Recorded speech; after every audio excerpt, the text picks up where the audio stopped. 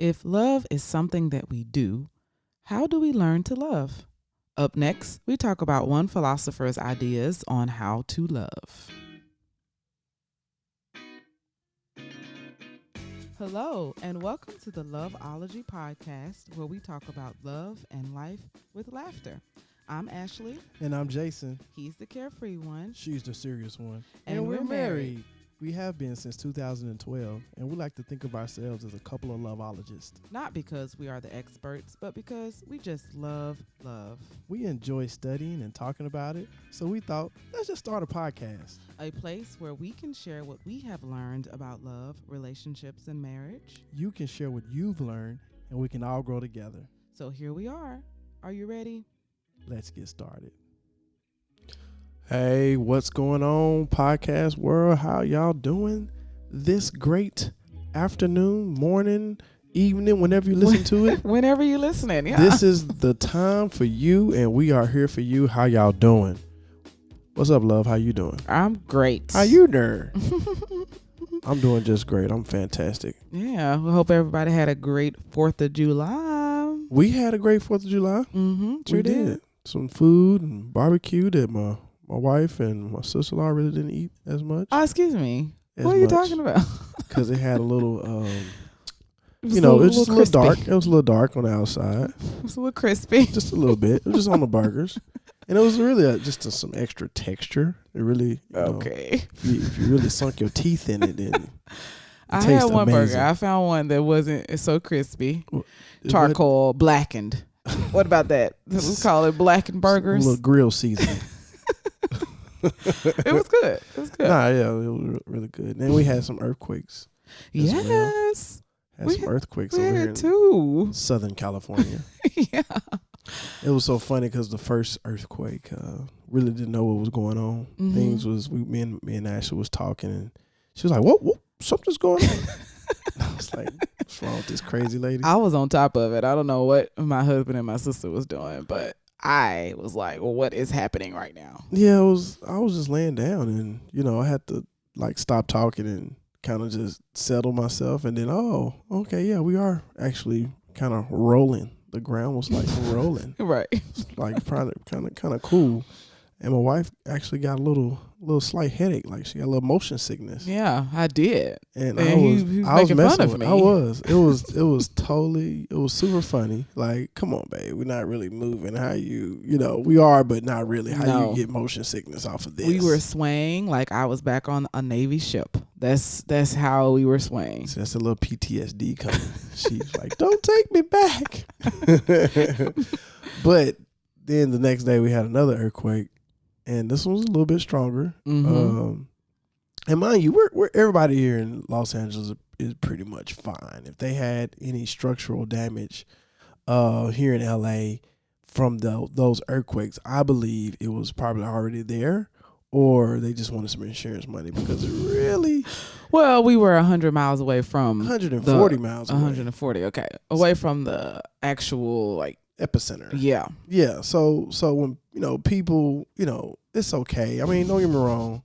We did have an earthquake, but it really wasn't all that. It was just kind of maybe shook people up mentally. Mm-hmm. And, I guess they just use LA as a, just a good talking point to spread the information, Mm-hmm. But the second earthquake, I was actually playing my video game, my 2K.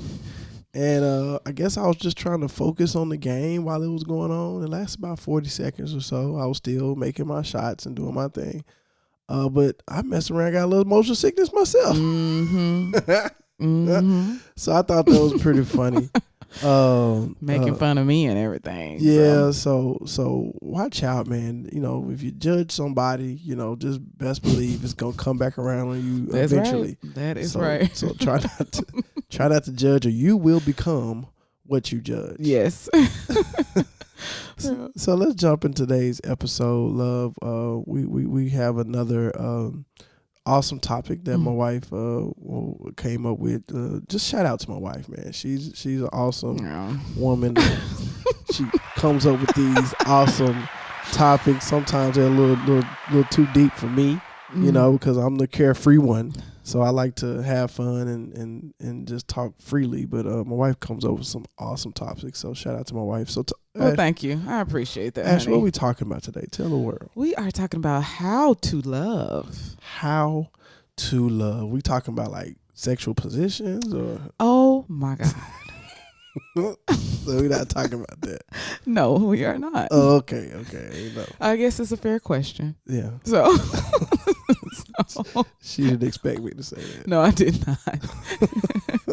So, on the previous episode, we talked about the different types of love. Mm-hmm. And now we are going to talk about that enduring love. If you remember and you listened to the last episode, pragma. Pragma Pragma love. You know, that love that lasts after we get over that initial, high of falling in love. We discussed about love being a choice and a feeling. So that initial, feeling of falling in love, that's a feeling. But if you want to make love work and you want it to endure and last, it becomes a choice. It becomes a different type of love. Okay. So this is the type of love we're talking about. How to have that long, enduring love. Okay. So side note, we just got through my first time watching Hercules today, and Hercules, the cartoon with Disney, and Hercules made a lot of weird decisions, and some of those decisions were had a lot to do with love, right? So he had some of that initial butterfly type love, which we talked about in the previous episode. Then I guess towards the end he jumped to some pragma type love, where he made a decision not to be a god, which who would do that? But whatever. So these type of different types of love are showcased all around us, but sometimes we really don't pay attention, or we don't know what we're really watching. We just call it just love in general, but these loves are broken down all around. They show these different examples all the time, and it's cool to see it and to then put it in my own life to help our relationship for the long run, right? Right. So yeah, so basically I read another book, and it was called The Art of Loving by Eric Fromm. And he's a philosopher and then a whole bunch of other stuff, I guess. I don't know. And so basically I'm just going to be talking about some of the things that he talked about in his book. I didn't agree with everything that he said in his book. I just got to state that because he kind of said some outlandish things in some other areas to me. But there was, and I think in anything, there's always a golden, nugget that you can pull out of anything, right? But he said a lot of stuff that I do agree with. But, whenever you read these books, just know that, like, nobody knows it all. And you kind of got to read and kind of decide for yourself what you believe to be true, even as you listen to me and Jason. You know what I mean? Right. It's a lot of stuff. It's very individual, and you have to discover for yourself, right. So basically this book he wanted people to know that it wasn't like an instruction, like a how to 1, 2, 3, this is how you love, right? But it is to convince you that, like, ultimately that you need to learn how to love your neighbor. You need to learn how to love yourself. You need to learn how to be humble and have courage and faith. And then you will learn how to love. But the main premise of the book is that love is like an art. It is an art. And so if love is an art, then it requires knowledge and effort. Okay. All right.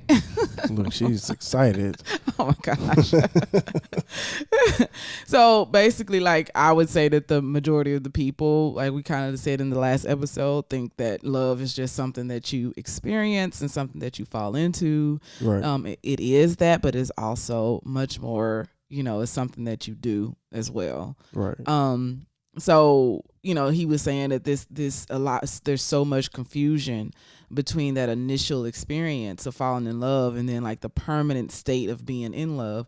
And on the last episode, I actually said something about standing in love, but I couldn't remember who said that. He's the one that said that. Oh, okay. So that's what he's talking about, the permanent state of standing in love. Standing in love. I like that. When all the other BS is coming your way, Yeah. All the storms, all the rain, all the Yes. pain, But you know all what? that. I The joy. the joy. Yeah. Yeah. Let's not leave the joy out, right? Right. But I want to make a point about that though. Mm-hmm. What you just said, because What's a lot up? of times people be saying, we've been through so much together or whatever, Right. and like we just went through so much together. Mm-hmm. But a lot of times, because like your significant other put you through all of that stuff, Mm-hmm. and I've always thought about that as like the trials of life. Just things that happen in life. So you think that was going to happen regardless whether it was with that person or the next person? Yeah, maybe or maybe not. But I guess I'm just saying that, like, sometimes people get applauded for putting up with a lot of stuff from another person. Mm-hmm. A person that could be, physically abusing them or something, but they turned a new leaf, and I'm just like, do you get what I'm saying? So you saying that just because a person been through something, whether it was they probably didn't necessarily have to go through it. Yeah. You know what I'm saying? Like yes, y'all been through it, but it's not really necessary. Right. It was like unnecessary hurt and pain. Yeah. But you put that on the pedestal because of the experience. Yes. Okay. But I guess we'll come back to it because it goes back to like, choosing, because as we talk about love, and that love is like something that you do, and sometimes people just it's kind of hard because I put up with stuff from you because I love you. You put up with stuff from me because you love me, but we're not like tearing each other down, right? So some people get into relationships and somebody is tearing them down, but they love them so much that they continue to be in this relationship, even though this person is just like taking them down through there, Maybe it's verbally abusive. Yeah, just could be a number of things. Yeah. And once they got past that, then it's like, oh man, we've been through so much together. Well, yeah. Like, I don't really see it as that. Like, I see, like, I'm just like, I don't. It's good that your partner finally caught up with you. Yeah. But you probably should make sure you make the right pick in the beginning. Yes. You know what I'm saying? Yeah, exactly. But anyways, I think I'm getting ahead of myself. But okay, so back to love is an art. And so, but back to what you just said, actually, he also said that people think that love is simple, but that to find the right object to love or to be loved by is difficult. So he's not saying that it isn't difficult. It is to find the right person, the right object, the right person to love you and to be loved by, for you to love, I mean. But also that love itself is still difficult. Right. And I think I want to touch on that real quick. And, for my single people out there, us married folk, we always say, be patient, right? And you will eventually find that person, or that person will eventually find you. And I know that can be frustrating, but it's so important because you'll find you may have 10 particular qualities that you're really looking for, and you find 3 or 4 and you're like, okay, this is it. I'm gonna go ahead and settle for this. But now you took yourself off the market, and now you're going through this relationship that may take about 4 years or 3 years before you realize, like, yo, this is not who I need. You know what I'm saying? And so you totally like really wasting time. Yeah. And yeah, that person could develop those other 6 qualities. You know what I'm saying? But what if they don't?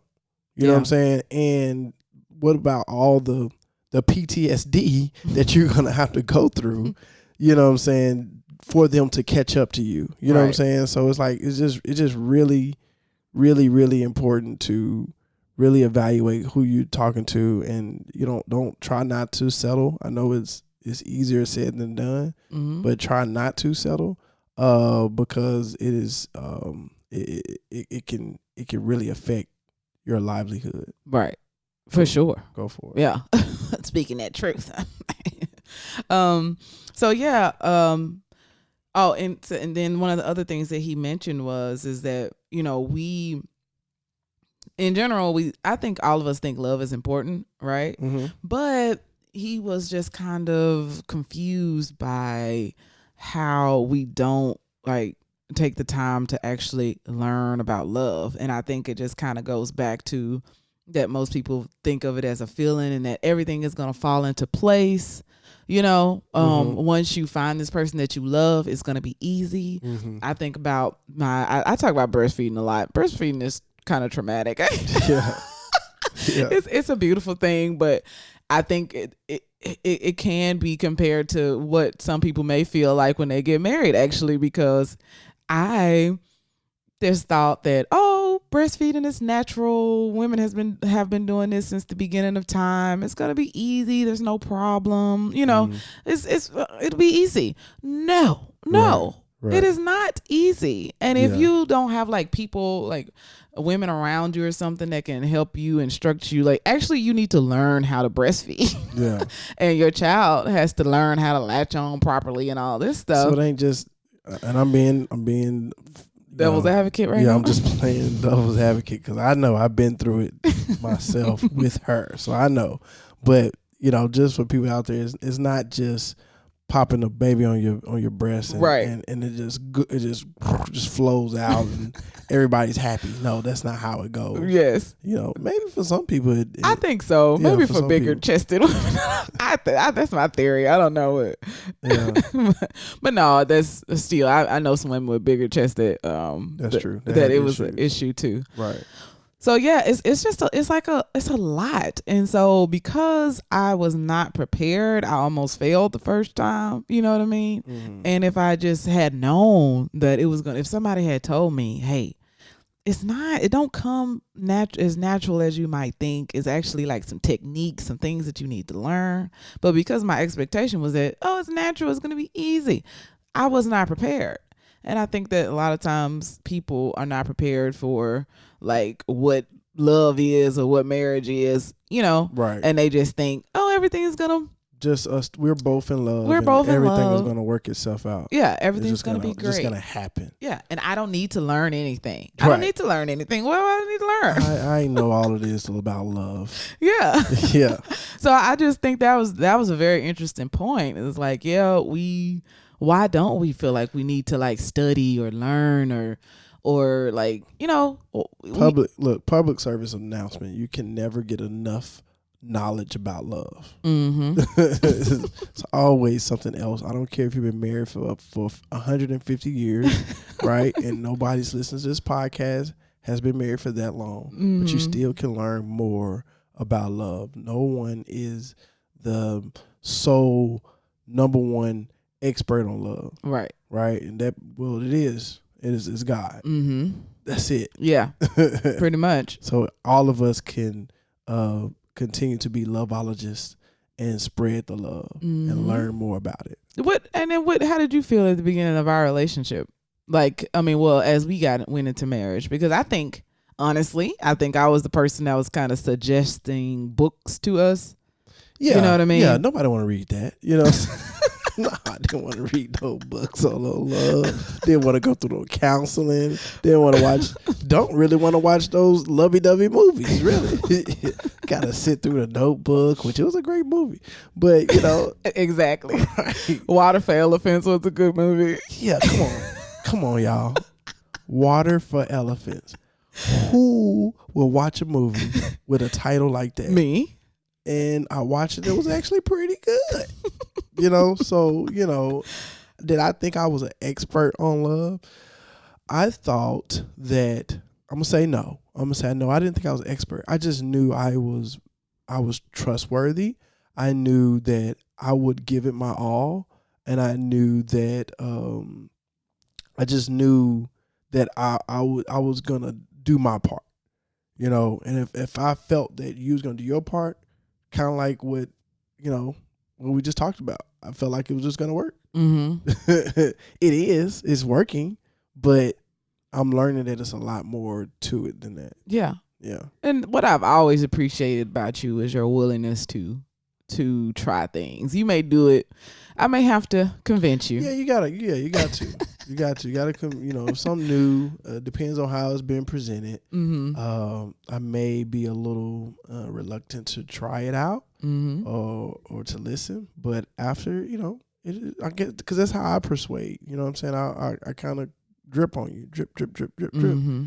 and eventually it's like, okay, let me at least try it out. Yeah, I should be, I should try it out. I am naturally an open minded person, Right. so why not? Mm-hmm. Okay, well, so Mr. Eric Fromm, the author of this book, he also said, well, so he's comparing this art to love.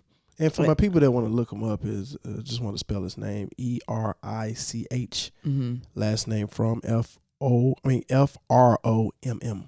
He's what, German? I guess, yeah. Okay. I think so. Okay, so he divided basically the art of loving into two parts, and it's theory and practice. So you gotta first, when you say you're learning the piano or learning how to paint, you have to learn all these theoretical things first, and then you have to put it into practice. So for me, I like book smarts and street smarts, basically. Yeah, and combine it all in one. Yeah, so Jason loves to sell things. He's Mr. He's been selling what, candy when you were 4 years old or something like. Yeah, I go way back. Petting people yards for like $5. Yeah. Yeah, that's just what I did. I just want to help people. That's all. And it's a cost sometimes to helping. So. Yeah, but you studied, in college, you studied some organizational leadership and. Yeah, I have a degree in organizational leadership and studied some great salesman, Zig Ziglar, and so yeah, you pick up on different things. Sales is one of those things that it can make you a lot of money, right? But it's one of those things where you really don't have to have a degree to do it. You know what I'm saying? Yeah. But to be honest, you don't have to have a particular 4-year degree, but you have to learn a lot in these books. Some people say, well, I got the gift of gab. Okay, cool. But if you don't know, if you don't have if you don't have any knowledge behind that gab that you got, you just blowing up hot air. Right. And your very elite customers, the ones that's going to pay the big bucks, can peep that out.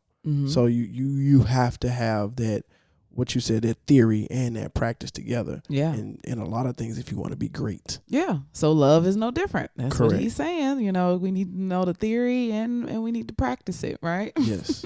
And then he also says that the other thing is that it needs to be of ultimate concern to you. So what do you mean by that? Break that down. It just needs to be, if you say it's important, it needs to be important. So how do you treat something that's important? So I feel like the Dallas Cowboys are important. Oh gosh. Right. And so I follow them. Like on their Instagram and Twitter and all that. I have their jersey and I keep up. I watch every game. So it's play fantasy football. I make sure I have a couple of players on my team. So I guess I'm surrounding myself around the Dallas Cowboys. So that's a great concern. So you're saying it's the same thing with love. Yeah, kind of. Yeah. I mean, you love the Dallas Cowboys. So yes, you people can see that you love the Cowboys. And you research on TV, listening to all the analysts, like you actually spend time with it, you put in work, And I won a lot of fantasy football championships, Right. Really kind of my first year, not trying to get too far into that, but my first year I didn't know what I was doing, but after that I've been winning championships ever since. So. Okay, we're digressing. Nobody cares about your fantasy football. Okay, so first we're going to tackle the theory. He said there were certain basic elements that are common to all forms of love, and that's care, responsibility, respect, and knowledge. RESPECT. Okay, so moving right along. I'm not gonna go into all of them, but respect was one that really jumped out for me. And why is that bad? Well, because it said respect is not fear. Some people can get that confused, like that's so key. Yeah. Say that again. Respect is not fear. Respect is not fear. Mm-hmm. That goes for just all across the board where respect is, is necessary. Yeah, people get, are you going to respect me? And they do it through fear. Yes. And that's not respect. Mm. Actually, somebody just fears you. They don't respect you. Exactly. And when you don't have respect, the people that don't respect you will let you know. Right. Well, I will. That's just my type of personality. I'll let you know. Mm-hmm. And sometimes you have to be fearless to let that person know. Mm-hmm. And it doesn't have to be harsh. It Right. can just be just straight up. And it's a lot of times it's from the heart. But respect is not fear. I like that. Yes. That's why I jumped out at me and said, oh yeah, somebody need to hear that one. Yeah. Not you. Jason is not.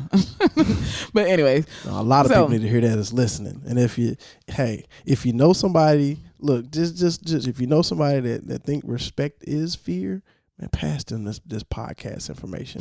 let them check it out. We'll spit a little something in their ear for them. All right, moving right along. Okay.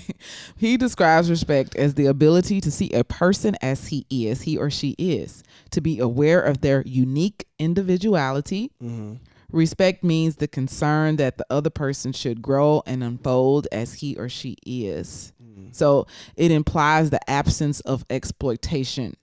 I want the loved person to grow and unfold as you are for your sake, in your own ways, and not for the purpose of serving me. Mm. Okay? Wow. I can, So can you elaborate real quick on the absence of exploitation? Basically, some people just, want you to change to serve me. Mm-hmm. Like I don't really care about you and like how this is developing you. Right. I just want you to serve me better. Right. So in order to like truly respect a person, you want what's best for them. And whatever way that like manifests or whatever way you grow, right, is the way that you grow. Right. You know what I mean? Right. Oh, dope. Yeah. So, and then he says that you can only truly respect a person if you have attained independence and that like who you are. Mm-hmm. And then he said, I really like this, is apparently there's an old French song that says, love is the child of freedom, never that of domination. Wow, you saying a whole lot today. We going deep and we pulling out a lot of nuggets. Hope y'all pausing and going back, because this is some good stuff.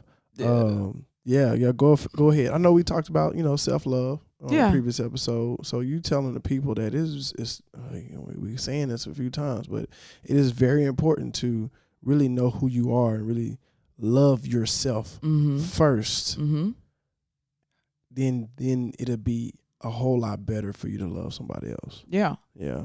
And so this idea that like you need to see who your partner is and like really see them for who they are, right, and be able to respect them for who they are.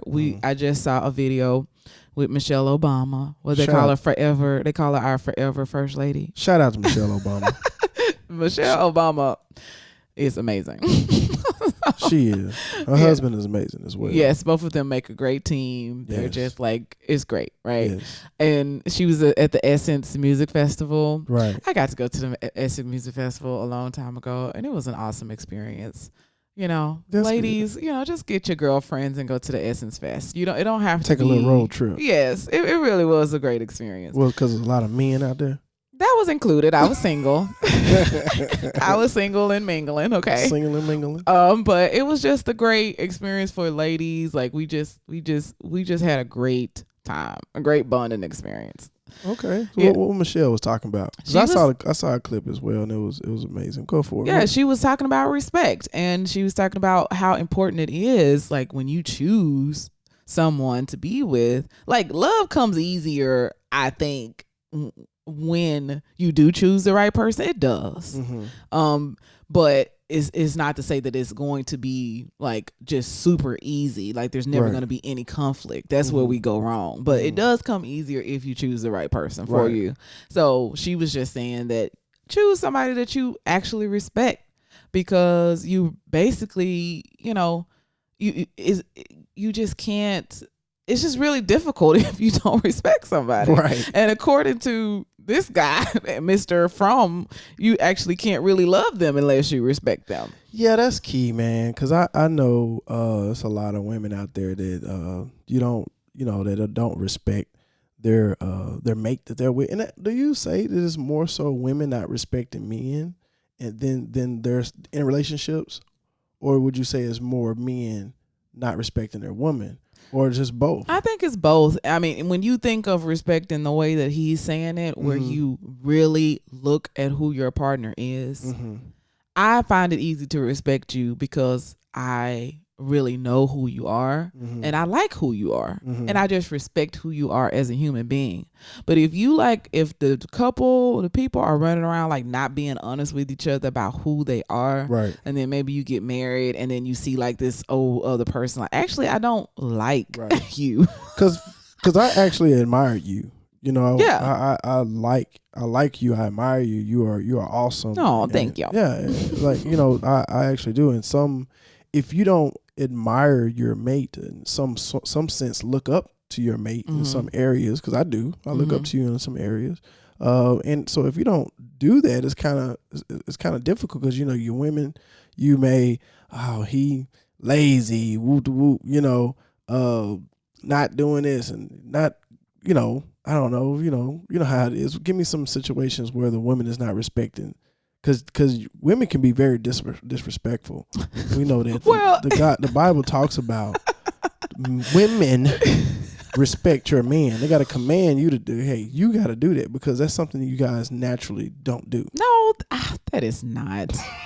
That is not. Didn't I just say I respect you very easily because I see who you are and I just respect you? Well, why tell us why the Bible says that. Michelle was saying, she was saying that, basically you need to be equal. And then Gail King was interviewing her. What about the money? I don't. Well, basically, because we black women, especially, like, statistically, we're getting higher degrees and stuff like that, and maybe making more money. What she say? I don't want to be your purse and your. I don't know exactly. I don't want to be your purse and your nurse, and your purse, your nurse and your purse. Yes, baby girl, hold up. First of all, money shouldn't have anything to do with which love. is what Michelle said. Yeah, but come on. What do you think? Gail was just trying to she put might something be out playing there? devil's advocate because that's how people really think. That's true. That's true. That's true. Yeah. Shout out to Gail King. Man. Share the podcast. Yes. Robert. She's famous for that now. Right. So yeah, it's not, money shouldn't have anything to do with it. You know what I'm saying? Like, understand, yeah, you want someone to be ahead in society. Society eyes, money puts you higher, or if you don't have money, it puts you lower. But love doesn't have anything to do with money, right? Mm-hmm. Right. No, it doesn't. It's as Michelle said it so beautifully. She was like, sometimes we get lost in those sort of things, and she was like, a person could have the right career, the right salary, but they got the wrong heart and the wrong core values. Preach, Michelle. Michelle dropping it. Hey, she dropping these gems, okay? Like, yes, for real. So yeah, so she was like, yeah, it And then Gail brought up something that Michelle said a long time ago. She said that Barack had never disappointed her in the areas that mattered. So we got to get those, those core. You need to get to a core of who a person is, and so that's what she means by being equal. Not necessarily do we both have doctorate degrees, like that. So yeah, but for me. Yeah, to me it's just easy because let me see, why would I not respect the guy? Yeah, if he's just not equal. Right. Like, I mean, so the things that I valued the most was a person that takes care of their business. And I dated somebody that just didn't take care of his business, like just simple stuff, you know? And I'm just like, no, you need to take care of your business, man. I Right. take care of my business. You need to take care of yours, you know?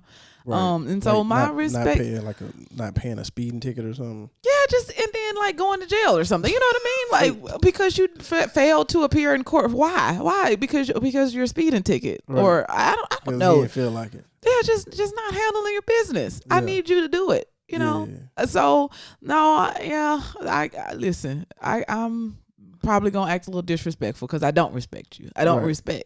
Right. I need you to have that. And just to be clear, I know my stance on it is like, we're equal, but it's not going to be overall equal, right?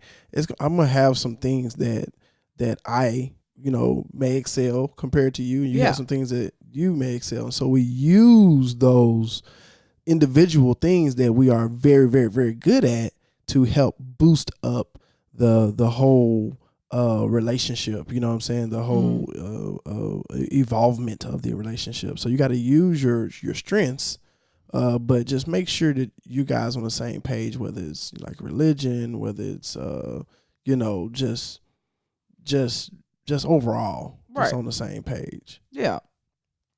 So, and it's so I there was a quote in the book that I really liked, and it was, in love, the paradox occurs that two beings become one, and yet two remain.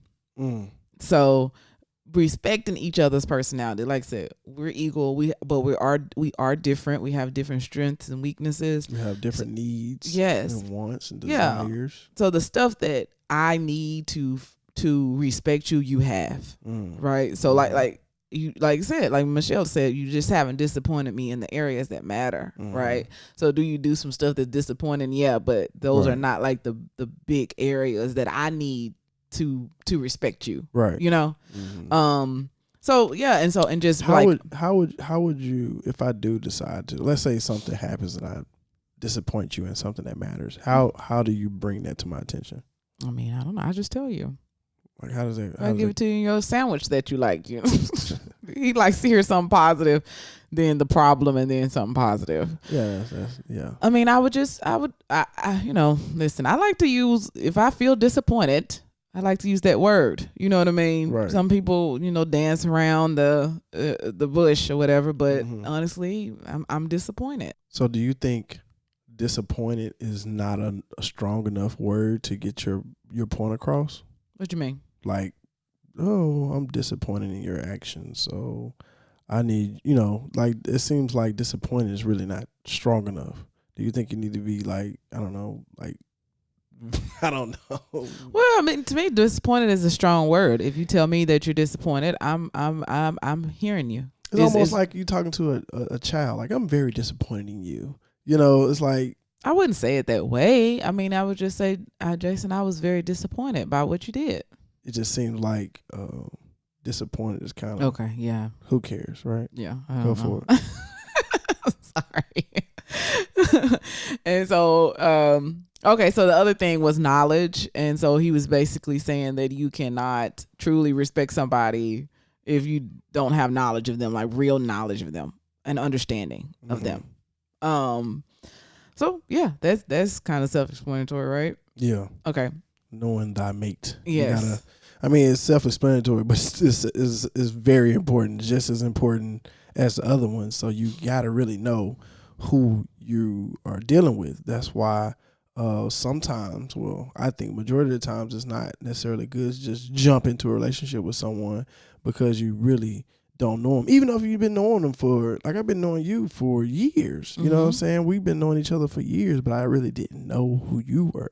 So it's important to have that knowledge of that person, because there's all types of side that the public doesn't see of you, right? The public doesn't see of me, and there's good sides, there's bad sides, there's all types of sides, and it's important to walk all the way around that tree, because you just never know what's growing or what's pulling the strength from. So it's important to look all the way around. Yeah, for sure. Some people believe that love means the absence of conflict, right? But it's not, right? Right. And I really like the way that I think when you growing is conflictual. I don't think it's a word, but Yeah, Yeah. that's not a word, but Yeah, it's gonna be conflict and growing. You know, stretch marks, or you growing pains. yeah. That's love. Love is ever evolving, ever growing. So therefore, there will be some type of conflict. Yeah, that's exactly what Mr. Fromm here was saying. He said that real conflicts between two people, they do not serve to cover up things, but they serve to get to a deeper level, to get clarification. Right. And so you're growing. If it's done correctly, then you both emerge with more knowledge and more strength. Right. So conflict is embrace the conflict. Yeah. It's coming. If it's not coming, you're not growing. Yes. If it is coming, then embrace it. Yes, and just because you're having conflicts doesn't mean that you don't love each other. Correct. It just means that, like you said, that you're growing. But the key is maybe on the later episode we'll talk about like fighting fear or whatever. Yeah. But the key is like the goal of that conflict is to get to more or deeper knowledge of this person and to come to a resolution. Right. I can say that you're probably better at this because sometimes I don't want to go there. But Jason's like, well, I'm just trying to understand. I'm just trying to get to the bottom of it. Right. Like, get to the source. Yeah. So we can figure it out. That knowledge. Knowledge is power. Exactly. So, okay. So love is primarily giving, and the ability to love is an act of, well, if you're thinking of love as giving, which is how we feel it is, it depends on like your character development as a person. Because sometimes people feel like giving is they're losing something. Yeah. But I really don't feel like that. Yeah. I don't think you do either. No, I feel like I'm building something. You know what I'm saying? If I'm giving something away, I'm building something. I'm building our relationship, or I'm building confidence. I'm building on just love in general. You know what I'm saying? And you can give that away to somebody as well. You can build up your love and give it to someone else as well. Yeah. Because act of kindness. It's good to tell somebody, hey, good morning, you look wonderful today, and a lot of times they will give it to somebody else as well. So it's like a ongoing chain of love. For sure. So that's what I feel like giving this building. Yep. So also in the book, he starts talking about how our culture affects our ability to be able to love, right? So basically, in our culture, everything else is put above love. You know what I mean? Break that down. Like our, money, our career aims, everything else is just put above it. And so he was kind of, struggling with this question in his mind if we can't do it because of the way that our culture is designed, right? And it is difficult, but I think that you can, of course. He thinks that you can too, or he thought that you can, but just to understand that, like, I don't know. I think that sometimes we can get so bogged down with like the day-to-day life. Day-to-day. I like how you say it. Day-to-day. That sometimes like we're just not really concerning ourselves with love. Like we're just trying to make it to the next day. Right. And love is the most important thing that you need. Right. It's the greatest thing out there. And we are we're distracted by all these other things to take us away from it. You know what I'm saying? To devalue it. When, really, once you have love, once you really understand what love is, then you understand where all these different other things fit. Like money, I don't love money. You know what I'm saying? And some people love money, so therefore they use it. They think of it as a treasure, right? They hide it. They hide it from people. They store it. They hold on to it. They covet it. I look at money as a tool, just like a hammer. I'm able to use it to help others. I'm able to use it to progress. I'm able to do a lot of different things with it, but I don't love it. You know what I'm saying? Like, yes, do we needed at this point as far as how society is set up. Maybe in the United States, but you can go to different parts of the world where you don't need money anymore. You know what I'm saying? So technically you don't need money, right? They say that's what make the world go around. You really don't need it. Mm-hmm. It's just how our society is set up, but you definitely don't have to love it. Yes. And so I think he was pointing this out because, as I said before, he was saying that one of the things of how to learn how to love is to make it, the art needs to be the supreme concern. Mm-hmm. So if our culture is not making it the most important concern, then that trickles down to all of us, and right. We definitely need to place it. We need to be concerned about it. Right. It needs to be at the forefront of our minds all the time. What I was about to say, forefront. Oh, look at that. We just finished each other's sentences now, and we just pull thoughts out of each other's brains, and, we two but one, right? I heard that. So I thought that was interesting, and I think that sometimes, so how do you feel about a person that like is doing their career thing because they do know that love is hard, mm-hmm. and they just like, you know what, I don't have time for that right now. Mm-hmm. I think that I don't know, like I think maybe there's a time and a place for like a season in your life. So maybe there's a season where you do need to like focus on your career. Not trying to be sexist. You talking about a woman or a man?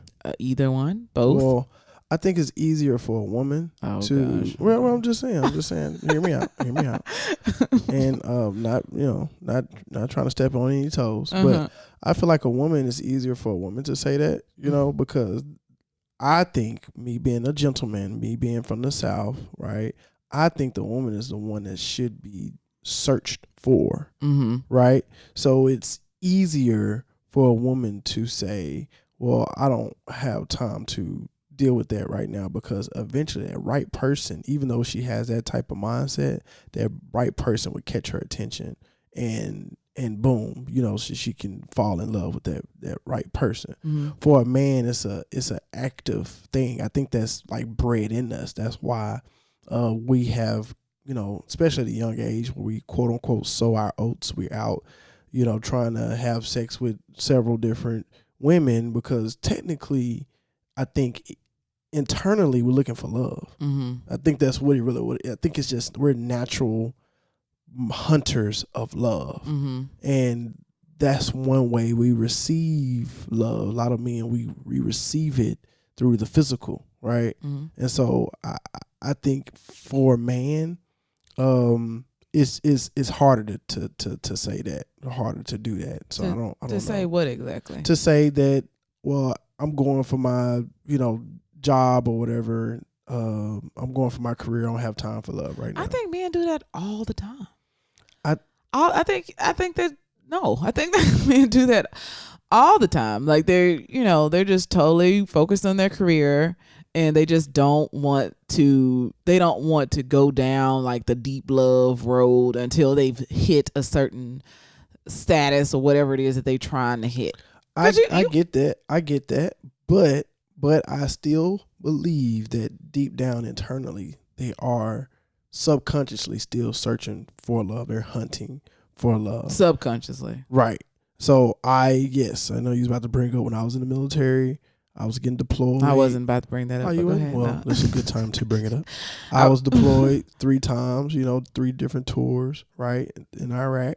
And I knew that I didn't want to put my family through that type of being separated like that, because I had examples where grown men were crying because they wasn't around their children or their spouse, or even worse things, their spouse was cheating on them, and some of those guys that was in the army, because I say armies in general because it was out there a little bit longer, a year and a half for a tour, and so some of those guys I heard conversations where they would allow their wife or their significant other to cheat on them because because it was like, well, I can't do anything for you here, so I guess, I don't know if she gave him an ultimatum saying, hey, I gotta get mine or I can't be with you.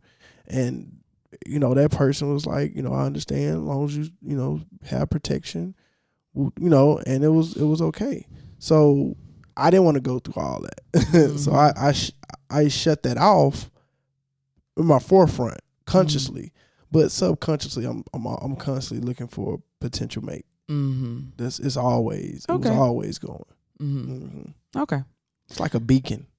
A beacon? Home and beacon. Okay. Bing, bing, always searching. Bing, bing. Until I find that one, I found you, love, and I was able to shut that off, that beacon off. Okay. Okay. Well, okay. So that was kind of like in the book, he talked a lot about the theories and then he moved on to the practice of it. And he said, I'm not going to go through all of these in depth. He said that these next few items that I'm going to talk about are some of the things that, what did he call them? Qualities that a person needs to have in order to get to love. Like, so he says discipline, concentration, patience, and again, that supreme concern for it. So for discipline, but he says that you need to have all these things in every area of your life. So it sounds exhausting, doesn't it? I think it's easier. I think it's easier than it sounds. But yeah. So basically, in comparing it to an art, of course, in order to learn how to play the piano, you need to have discipline. You need to have patience. You need to concentrate. One of the examples that he said about concentration was just like listening to people. Yes. And being present, being very present in your life, because sometimes we're just like going with the flow, we're going with the motions, and we're not actually like feeling, and we're not being present. So that's what he meant by concentration. Patience, oh my God, how much patience do we have to have? Gotta have a lot of patience stored up. Patience is the key. Yeah, patience is very, very important. Patience. If somebody said, like, tell me, like, one of the most important things to make a marriage work, I think, I don't know. I don't know if communication is number one. Trust, I believe it's number one. Listen, patience is up there. But I believe foundation, it is. I think it's like top 3. Yeah. So I would say trust, communication, and patience. Okay. That's just me. Yeah. Yeah. I guess so. I think I would number mine that way too. Yeah. For sure. But patience is up there, guys. Yeah. Gotta have that patience. Okay. And so, so I think one of the biggest takeaways that I have is that if the art is not something of supreme importance, then the apprentice will never learn it. We're talking about the person who's come behind the person who painted it. When we say the apprentice, yeah, the student, right? So I'm just, yeah, we got all ages listening to this podcast. Yeah, the student. So I think that the supreme importance is very important to really value love and to really, because we're constantly learning. It's like you're just gonna constantly learn how to love, especially as your partner changes and grows and so do you. Right. It's just important. It's evolving, ever evolving love. Yeah. So just that desire to, and that concern of wanting to make it work is one of the most valuable things. Right. Because you'll figure it out. Yeah, you'll figure it out. If you seek wisdom, study. If it becomes important to you, then you are going to try to, learn and try to grow and try to get better. So yeah, the book was full of a lot of golden nuggets, a lot of gems. So yeah, I think that you can get a lot out of the book if you read it. Like I said, there's some things that I don't agree with in the book, so you just have to, decide what you agree with or not if you decide to read it. But I definitely think it's worth the read. I learned a lot that I wasn't able to cover in this episode. But there was one quote toward the end of the book that I really liked.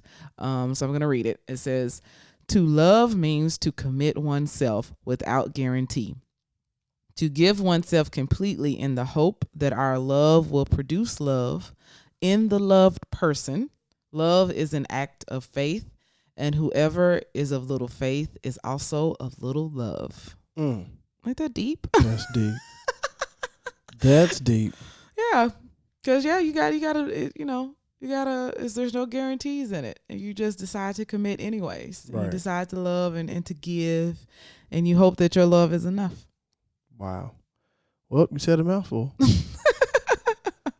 So, babe, great topic. I really appreciate it. You taking the time to, do what you do. And I know, your loveologists, our followers can appreciate it as well. So, thank y'all for taking the time out today to listen to the Loveology podcast. Thank you, loveologists out there. Don't forget to rate and review our podcast. You can check us out on SoundCloud, Spotify, Google Podcasts, Apple Podcasts. Rate and review. All right. And don't forget, on Wednesdays, we have a live discussion where we talk about the podcast.